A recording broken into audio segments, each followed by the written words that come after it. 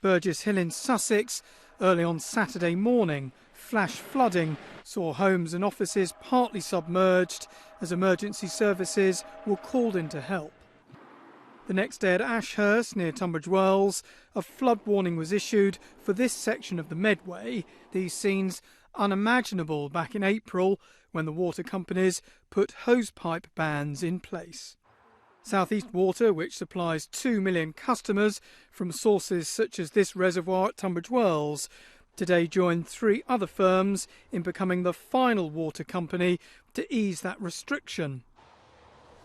While the downpour may have been unexpected, critics say we shouldn't be running short of water in the summer and that the lack of supplies is partly due to increased development across the southeast. It's time the government and the water companies looked for the solutions.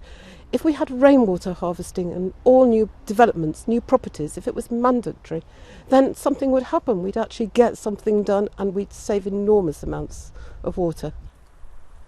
Many might see the lifting of the ban as being long overdue, a month after both Southern and Thames Water lifted theirs, though South East Water relies in large part on underground sources rather than reservoirs.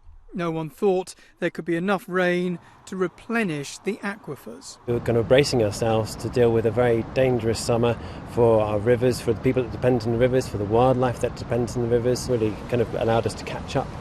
The upper Medway here has only just come off of what's known as a strong stream warning. That's a notch below the full-scale flood warning. Not very usual for those sorts of alerts to be in place during the summer, a sign of these extraordinary shifting weather patterns that we're experiencing. And yes, it hardly needs saying, more rain is on the way. Derek Johnson at Allington Lock for Meridian Tonight.